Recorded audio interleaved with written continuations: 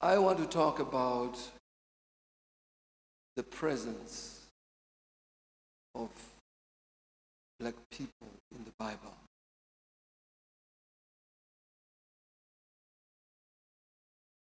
The mystery of creating a black man after the similitude of God originated in the timeless mind of God long before the foundations of the earth. When it was time for God to create the stars, He spoke to the skies, and the stars were there. When it was time for God to create animals, He spoke to the soil, and the animals were brought into being. When it was time for God to produce fish, He spoke to the waters, and the waters were filled with fish. When it was time for God to produce plants, He went back to the soil and spoke to the soil, and the plants were there. When it was time for God to create a black man, He spoke to Himself. And He said, let us create a black man in our own image. God went to the soil and produced a black man. Now, God used the soil again, and when you look at the soil and the man, the soil becomes the progenitor, and the man becomes a progeny. And when you look at the color of the progenitor and the color of the progeny, there are direct similarities.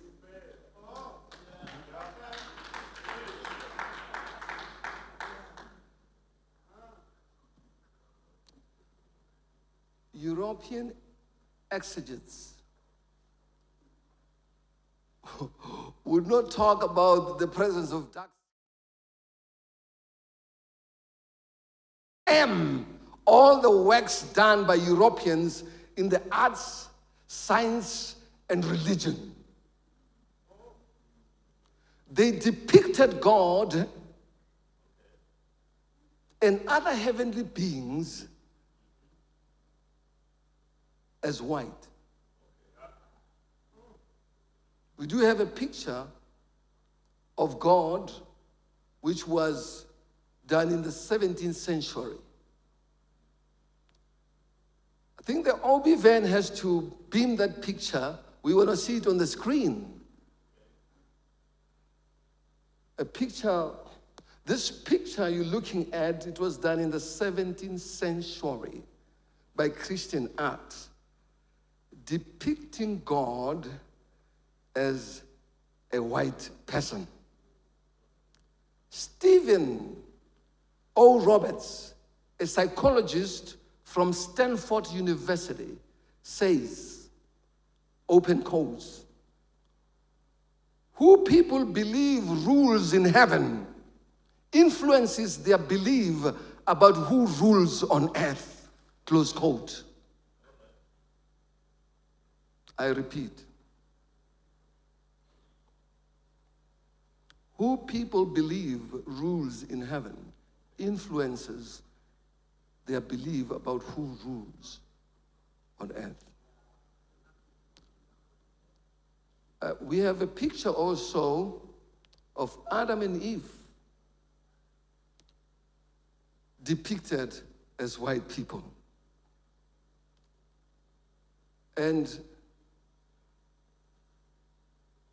this has been inculcated in the minds of millions and millions of people.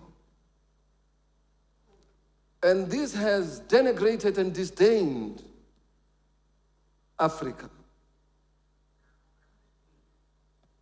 Paintings of angels and pictures of angels, of white angels.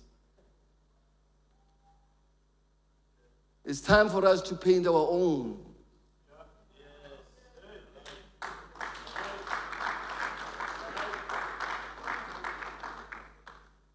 Another picture of the devil with children in hell.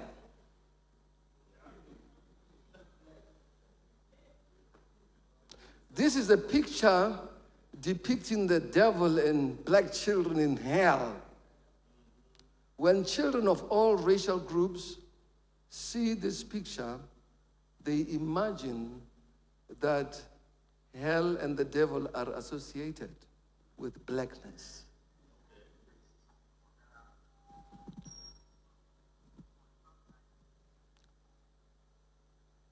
The book that I wrote, entitled "Is God a White Man?" we have all those pictures.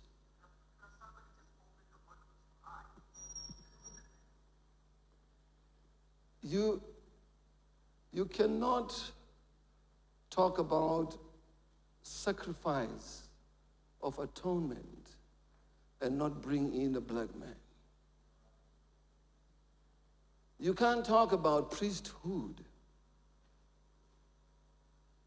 and not talk about a black man. In Exodus 18:12, it talks about a black priest in the wilderness. Jethro, Moses' father-in-law, took a burnt offering and sacrifices for God, and Aaron came and all the elders of Israel to eat bread with Moses' father-in-law before God. Now, the origins of biblical priesthood and its intercessory role begins with Jethro, begins with the black man. Don't talk about priesthood when you don't give credit to a black man.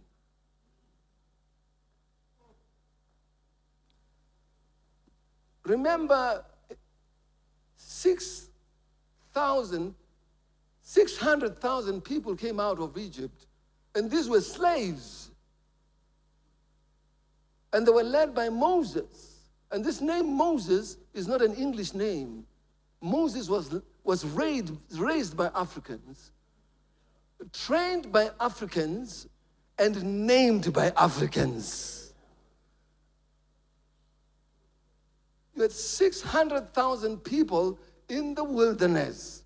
And here comes a black priest. And European exegetes will not talk at great length about this black priest. But he's the one who taught Aaron and everybody about sacrifice of atonement, which points to the cross. And as he was doing that in the wilderness, it echoed what God did in the garden.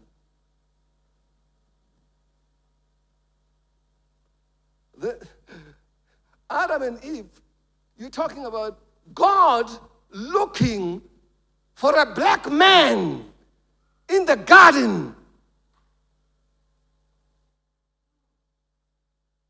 We will talk about this sacrifice of atonement in the garden. But why should God look for a black man in the garden and say, Adam, where are you?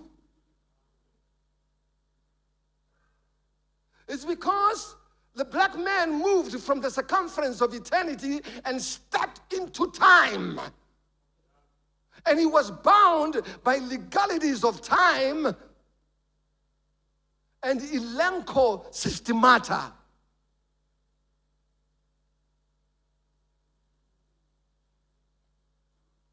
Now God is looking for him because he moved from the circumference of eternity. And he says, where are thee? Adam, where are you?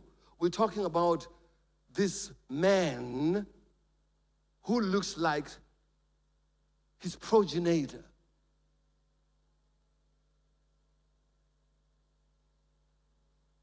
God kills an animal. We spoke about Jethro killing an animal, Jethro doing sacrifice of atonement and teaching Aaron and them in the wilderness. But it starts in the garden. It started in the garden. God becomes a priest. He killed an animal.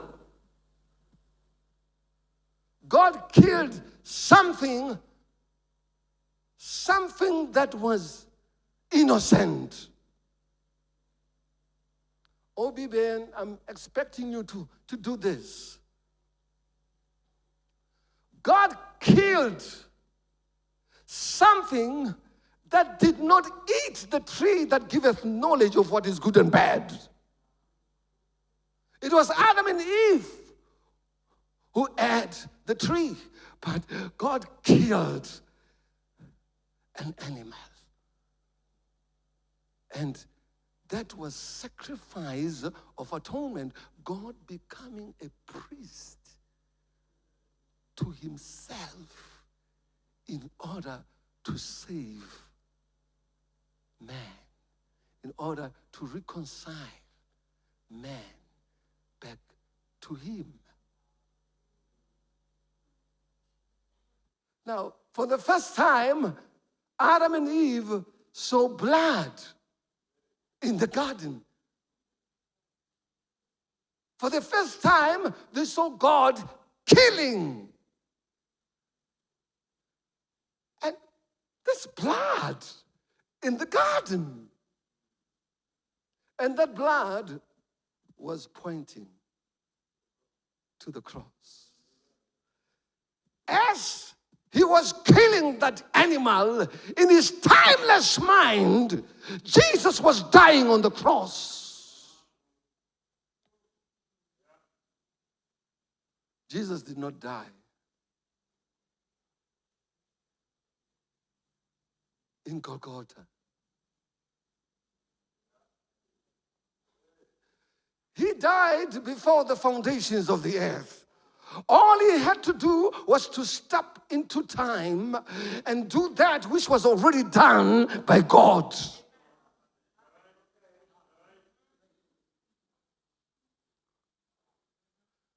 And this God, the God that we're talking about, richedela usiku Africa ichedela ilora mudzimu wa mkhuwa. Ichibona vision yomkhuwa mudzimu wa mkhuwa. We have to erase that. God does not have material substance. God does not have material substance. He's incorporeal. He is not bound by legalities of time. He's not a human being. He does not have, oh my God, he does not have a brain.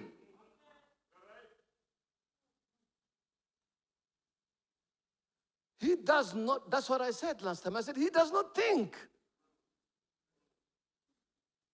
He knows in eternity. He knows.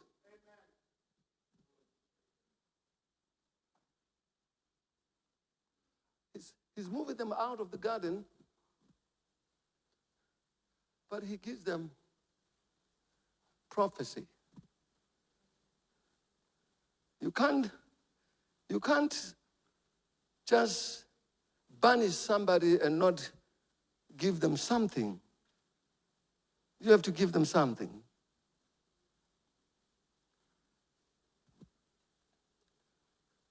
Then we look at the wilderness.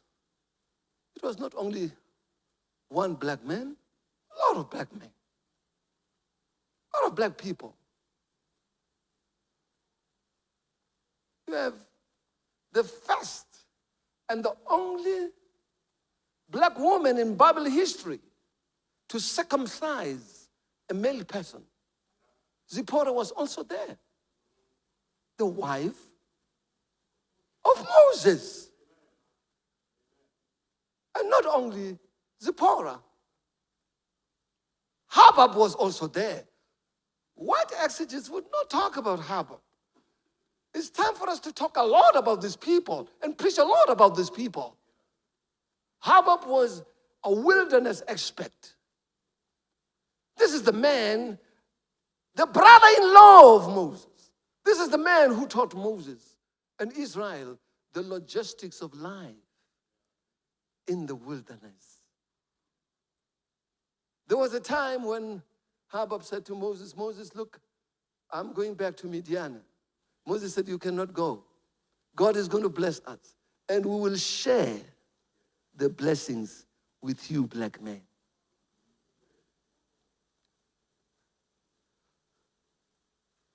So many black people in the Bible that we don't talk about. Because of time, I'm just trying to cut my story short. You look at, every time when God has a problem, he comes to Africa and says, Africa, help me. When they wanted to kill baby Jesus,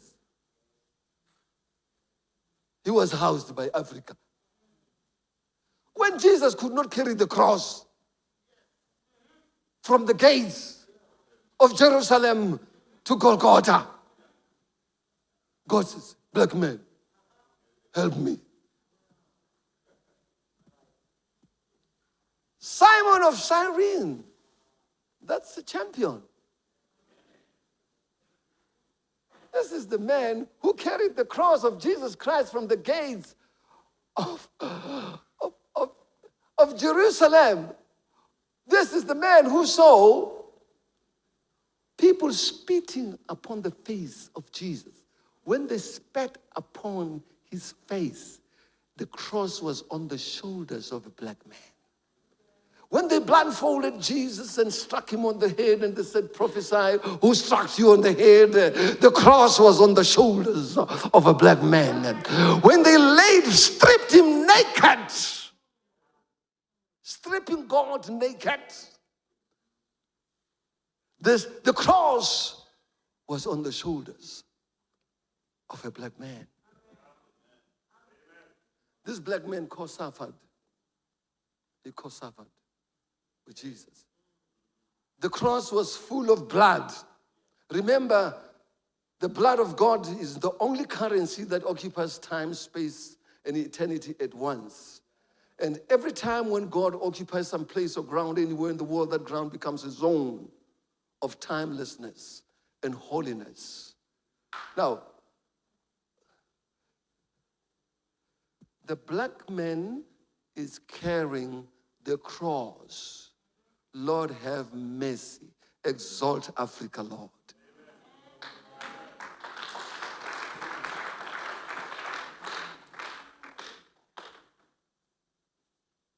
The cross was full of blood.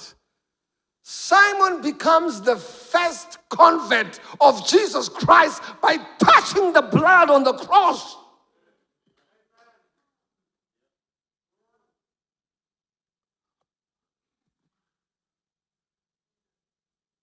When they approached Golgotha, when they were climbing Golgotha, the cross was still on your shoulders.